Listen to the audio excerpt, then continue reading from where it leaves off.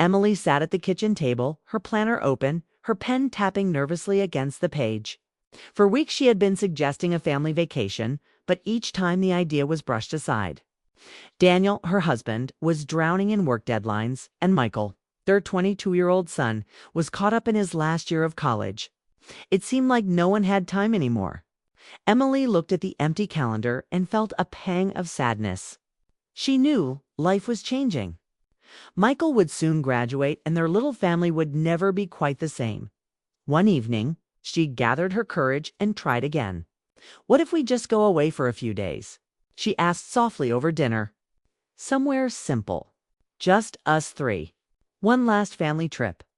Daniel looked tired, his fork pausing midair. Michael didn't even glance up from his phone. For a moment, she thought the silence would crush her. Then Daniel sighed, set down his fork, and met her eyes. "Maybe you're right," he said. Michael frowned, but eventually shrugged. "Okay, fine. I guess it could be nice." That small agreement felt like a victory a week later. The three of them packed up the car and set off for the coast of Maine. The drive was long, but filled with moments Emily wanted to freeze forever. The morning sun lit up the roads. The ocean smell grew stronger as they neared the water. And Emily kept sneaking glances at Michael in the back seat. He was taller now, broader, with the kind of confidence that made her both proud and a little afraid. She remembered when he was small, when he needed her for everything. Now he leaned against the window with headphones on, lost in his own world. When they finally arrived, the sight of the little cottage by the water made Emily's heart swell. The white paint was peeling in places, the porch creaked, and the garden was wild with summer weeds. But it was perfect. The ocean stretched endlessly beyond, waves crashing against the rocks, the salty breeze lifting her hair. She stepped out of the car and closed her eyes, breathing it in. For the first time in months, she felt alive again. Inside, the cottage was simple but warm. Wooden floors, a stone fireplace, small windows that looked out to the sea. Emily unpacked quickly, humming to herself, while Daniel checked the kitchen and Michael wandered off to explore. She heard his footsteps on the porch, then silence. When she peeked out, she saw him staring at the horizon, his expression unreadable. She wanted to go to him, to ask what was on his mind. But something held her back. That evening, they walked along the shore together. The sky turned pink, the waves brushed against their shoes, and seagulls cried overhead. Daniel talked about work, about how good it felt to step away from the office. Michael said little, just nodded now and then. Emily watched her son carefully. His face was calm, but his eyes carried something heavy, something he wasn't saying. She wondered if he was already thinking about leaving them, about the life waiting for him after college. They returned to the cottage, lit the fireplace, and ate a simple meal of soup and bread. The crackle of the fire filled the quiet room. Emily sat back, feeling warmth spread through her chest. For a moment, she was content. Then she looked at Michael again. He was staring into the flames, his jaw tight, his hands clenched together as if he were holding something in. When he noticed her watching, he quickly smiled, but the smile didn't reach his eyes. Later that night, when Daniel went to bed early, Emily lingered in the living room.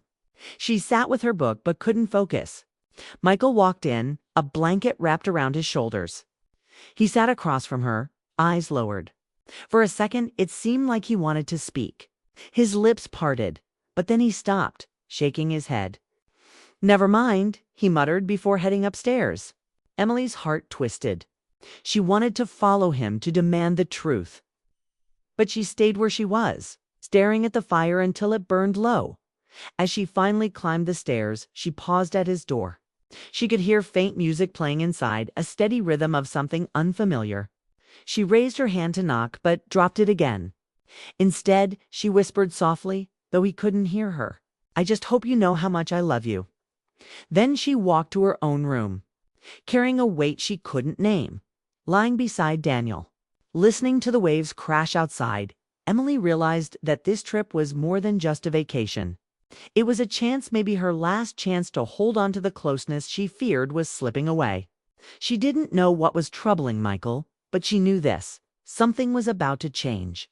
And whatever it was, she wasn't sure if her heart was ready. The next morning, Emily woke early. The air was cool, the cottage quiet except for the sound of waves outside. She made herself a cup of coffee and stepped onto the porch. The ocean stretched wide, silver under the rising sun. She wrapped her sweater tighter and tried to enjoy the moment. But her thoughts went to Michael. He had always been close to her, even as a teenager.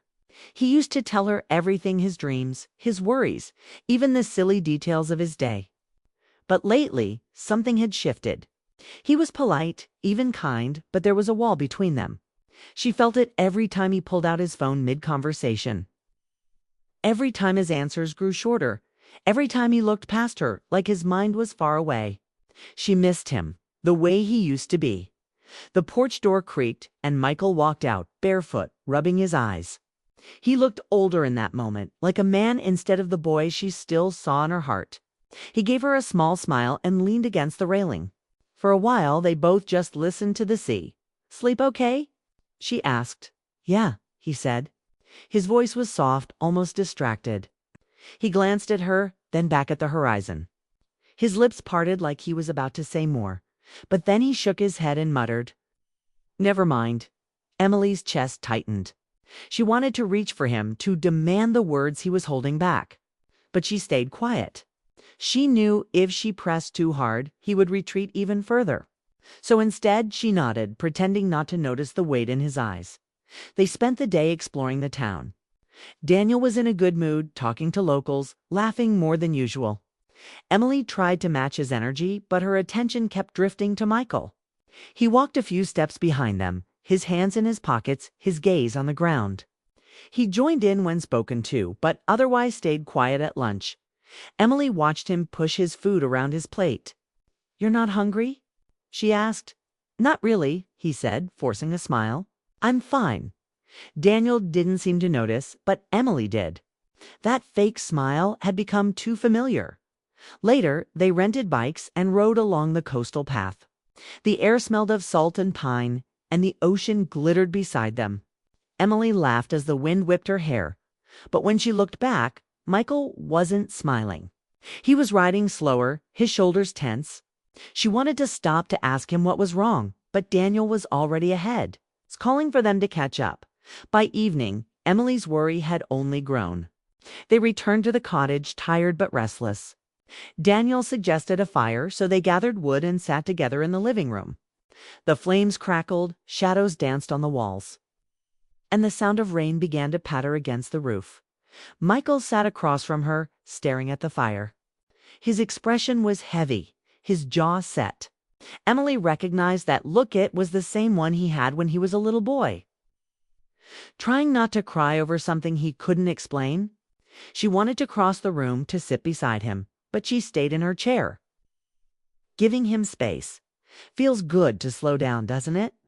Daniel said, stretching. Michael nodded but didn't speak. Emily tried. "It does. I can't remember the last time we were all together like this." For a moment, Michael's eyes flicked to hers. She saw something in them, a flash of emotion, raw and unguarded. But then he looked away, his lips pressed tightly shut, when Daniel went upstairs for the night. The silence between Emily and Michael deepened. She wanted to break it, to ask the question swirling inside her, "What's wrong? What are you hiding? Why won't you let me in?" But before she could, Michael stood suddenly. "I'm going for a walk," he said. "In the rain?" She asked. "I need some air." He didn't wait for her reply. The door closed behind him, and she was left alone with the sound of the storm. She sat by the fire for hours, staring at the door, hoping he would come back with answers. When he finally returned, he was soaked, his hair dripping, his clothes clinging to him. He didn't explain. He just muttered good night and disappeared upstairs. Emily lay awake that night, listening to the rain against the windows. She felt helpless. She had spent his whole life protecting him, guiding him, giving him everything she could. But now, when it mattered most, she couldn't reach him. Something was pulling him away, and she didn't know how to stop it. The next day, things felt even more fragile. At breakfast, Daniel talked about plans for the afternoon, but Michael hardly spoke. He answered with single words, his eyes distant. Emily tried to catch his gaze, but he avoided her. It felt like losing him piece by piece. Later, they walked along the beach, seashells crunching under their feet. Daniel wandered ahead, leaving Emily and Michael together. The wind was sharp, the sea restless. Emily decided she couldn't stay silent any longer. "Michael," she said softly, "is something wrong?" He hesitated, his steps slowing. "No, I'm fine. You don't seem fine." He stopped then, staring out at the waves. His shoulders rose and fell as he took a deep breath. For a moment, Emily thought he would finally tell her. But instead, he shook his head and whispered, "I can't. Not yet." Her heart ached at the words. She reached for his arm, but he stepped forward, walking faster toward his father. The distance between them felt wider than the ocean. That night, as Emily stood by the window, watching the sun sink into the horizon, she realized something was building inside her son, something he couldn't hold back much longer. She didn't know if it would bring them closer or change everything forever. But she knew the silence wouldn't last. The words he kept inside were waiting, and when they came, it would change her life. The storm rolled in faster than anyone expected. By late afternoon, the sky had turned gray. The wind howled through the trees, and rain beat against the cottage windows. Emily lit candles and set blankets by the fire. Daniel joked about being trapped indoors, but Emily sensed something different in the air. Something heavy and waiting. They sat together after dinner, the three of them huddled in the living room. The fire cracked, thunder rumbled in the distance, and for once no one reached for a phone or turned on the television. The silence felt alive. Emily glanced at Michael. He wasn't relaxed, his leg bounced restlessly, his hands rubbed together, his eyes fixed on the flames. He looked like someone carrying words too heavy to hold in. Suddenly, he stood. The blanket slid from his shoulders and fell to the floor. He began pacing, running his hand through his hair. Daniel raised an eyebrow, but said nothing. Emily sat forward, her pulse quickening. She had been waiting for this moment since they arrived. "Mom? Dad?" Michael's voice was tight, almost breaking. He stopped pacing and faced them. "There's something I need to tell you." Emily's breath caught.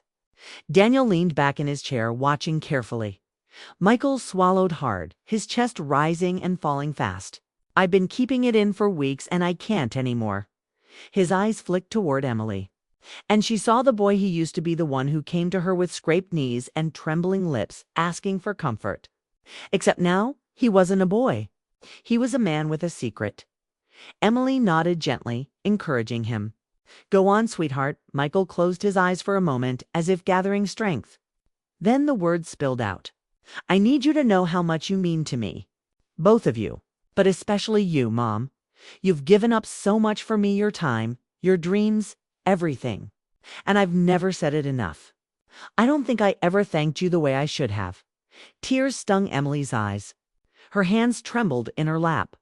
She had dreamed of hearing words like these, but of knowing that her son saw her sacrifices, that he understood her love.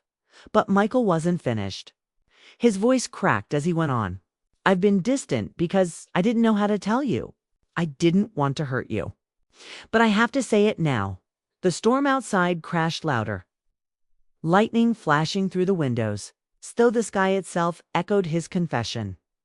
"I've been accepted to graduate school," he said finally. "Overseas. In London. I'll be leaving in a few months." The room fell still. Emily's breath left her in a sharp gasp. Daniel straightened, his expression unreadable. Michael's eyes filled with tears. "I didn't want to keep it from you. I was scared. Scared you'd think I was abandoning you. Scared you'd be disappointed." Emily pressed a hand to her mouth, her body trembling. She had known something was wrong, but this was bigger than she expected. It wasn't just distance. It was goodbye. Daniel spoke first, his voice calm but firm. "Michael, this is incredible. London. That's an amazing opportunity." Michael nodded, his jaw tight. "I know, and I want to go. But Mom," his voice broke as he turned back to her, "I don't want you to think it means I love you any less. You're the reason I'm even able to do this. You taught me how to believe in myself." The tears finally spilled from Emily's eyes. She shook her head slowly, trying to find her voice. For years, she had prepared herself for the day her son would leave home. But no amount of preparation could soften the blow of hearing it now. The boy she raised, the man she loved so deeply, was stepping into a world where she couldn't follow. Michael stepped closer, kneeling in front of her. His hands trembled as he reached for hers. "I was going to wait until after the trip, but I couldn't keep it in. I needed you to know before it was too late." Emily's heart cracked open.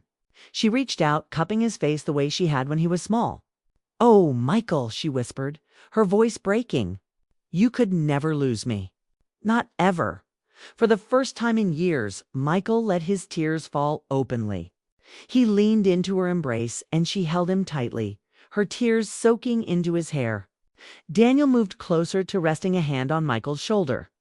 The three of them stayed like that, a family bound together against the storm outside. But even as she held him, Emily felt the ache of change pressing in. This trip, this week by the sea, was not just a vacation. It was a farewell to the life they once knew. Soon everything would be different. Michael pulled back slightly, his eyes red but steady. "I don't know what's going to happen, Mom, but I promise I'll carry you with me, no matter where I go." Emily couldn't stop the tears. She smiled through them, nodding. "And I'll be right here, always." The storm thundered again, shaking the windows. Emily looked at her son, memorizing his face, his words, the weight of this moment. She knew she would carry it forever, the night her son finally spoke the truth, and his words left her in tears. The storm lasted through the night, shaking the little cottage with wind and rain. Emily hardly slept. She lay awake, staring at the ceiling, her heart pounding with both pride and sorrow. Her son was leaving, truly leaving, and there was nothing she could do to stop it. She wanted to cling to him, but she also knew love meant letting him go. By morning, the sky had cleared, but inside her, the storm still lingered. When she came downstairs, Michael was already sitting at the kitchen table. His hair was messy, his eyes tired, but there was a calmness in his face she hadn't seen in weeks. A mug of coffee sat untouched in front of him. He looked up when she entered, as if he had been waiting for her. "Morning," he said quietly. "Morning," she replied, pulling out the chair across from him. For a long moment, neither of them spoke. The only sound was the gulls outside and the gentle crash of waves against the rocks. Emily folded her hands together, willing herself not to cry again. She had spent the night in tears. This morning she wanted strength. Michael leaned forward, his voice low but firm. "Mom, I need you to know I didn't keep this from you because I was ashamed or because I didn't care. I didn't want to hurt you." Emily's throat tightened, but she forced herself to hold his gaze. "You could never hurt me by chasing your dreams," she said softly. "The only thing that hurts is the thought of not seeing you every day." Michael's eyes shimmered, and he reached across the table, taking her hand. His fingers were warm, steady. "I'll miss you more than you'll ever know, but I want you to be proud of me. I want to make you proud." Tears pricked her eyes again, but she smiled. "I've been proud of you since the day you were born." The words seemed to break something inside him. He stood suddenly, pulling her up into his arms. Emily felt his heart beat against hers, strong and fast. She closed her eyes, pressing her cheek to his chest. And for that moment, he wasn't a man about to leave for another country. He was her son, her little boy. The child she once rocked to sleep in the quiet hours of the night. Daniel came downstairs, then, pausing at the doorway. He watched them silently, his expression soft. After a moment, he crossed the room and joined the embrace, wrapping his arms around them both.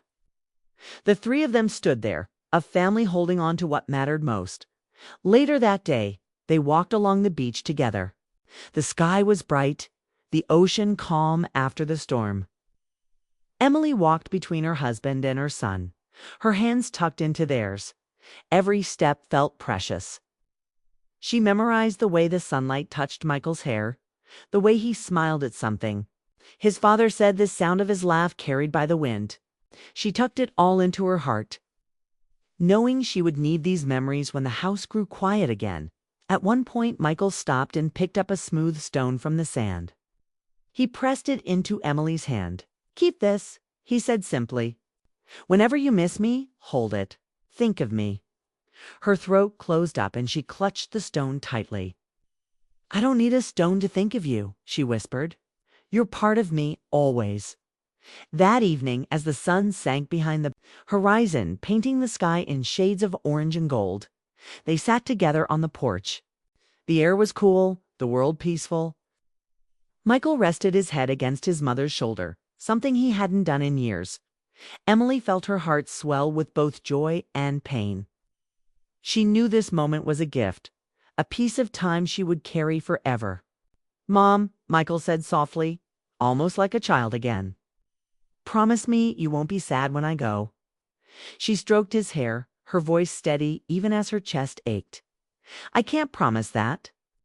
But I can promise you this I'll never stop cheering for you. Wherever you are, whatever you do, I'll be here, proud of you, loving you." His eyes closed and he let out a shaky breath. "That's all I need." Daniel reached over, placing a hand on Emily's knee. His quiet strength grounded her, reminding her that they would face this change together. The next morning, as they packed up the cottage, Emily looked around one last time. The walls, the porch, the little fireplace, everything was filled with memories of laughter, silence, and the words that had changed everything. She touched the stone in her pocket, holding it tightly. Before they left, Michael hugged her one last time on the porch. "I'll call you every day," he promised. Emily smiled through her tears. "I don't care how far you go, Michael. You'll always be my son, my heart." He kissed her cheek, and she held on a moment longer before letting go. As they drove away, Emily stared out at the ocean. The ache in her chest was real, but so was the love. She realized then that love wasn't about keeping someone close. It was about giving them the courage to fly, knowing they would always find their way back. Her son's words had left her in tears, but they had also filled her with something stronger than hope. She knew no matter the distance, no matter the years, they would always carry each other in their hearts. And that was enough.